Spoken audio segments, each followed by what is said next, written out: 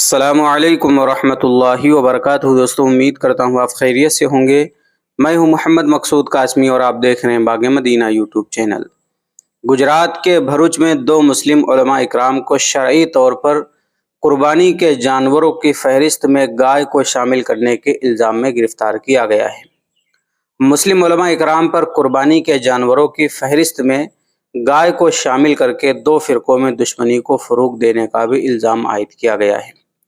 Indian express کی report کے مطابق بھروچ پولیس نے دارالعلوم برکت خواجہ کے نائب صدر مولانا شبیر علی پٹیل اور مدرسے کے ذمہ دار مولانا عبدالرحیم کے خلاف دو فرقوں کے درمیان دشمنی کو فروغ دینے کے الزام میں مقدمہ درج کیا ہے۔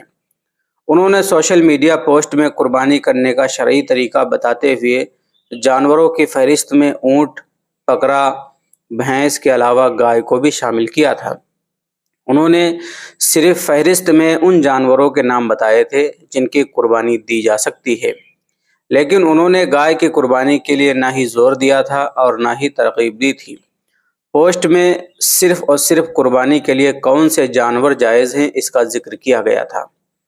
یہ بات بھی قابل ذکر ہے کہ مولانا عبدالرحیم کو 2022 میں قبائلیوں کے مبینہ مذہب تبدیلی کا الزام عائد کرتے ہوئے مقدمہ درج کیا گیا تھا اور انہیں گرفتار کر کے جیل بھیج دیا گیا تھا۔ وہ ضمانت پر رہا ہوئے تھے۔ پولیس کے مطابق عید الاضحیٰ سے قبل قابل اعتراض پوسٹ کا مسودہ تیار کرنے کے الزام میں شبیر علی پٹیل اور اسے سوشل میڈیا پر پوسٹ کرنے کے الزام میں مولانا عبدالرحیم پر مقدمہ درج کر کے گرفتار کیا گیا۔ ان علماء پر تعزیرات ہند کی دفعہ 153 مختلف گروہوں کے درمیان دشمنی کو فروغ دینا، 295 جان بوجھ کر مذہبی جذبات کو مشتعل کرنے کے لیے دانستہ اور بدنیتی پر مبنی حرکتیں، 504 امن کی خلاف ورزی پر اکسانے کے لیے جان بوجھ کر توہین، IPC کے ساتھ ساتھ IT ایکٹ کے تحت مقدمہ درج کیا گیا ہے۔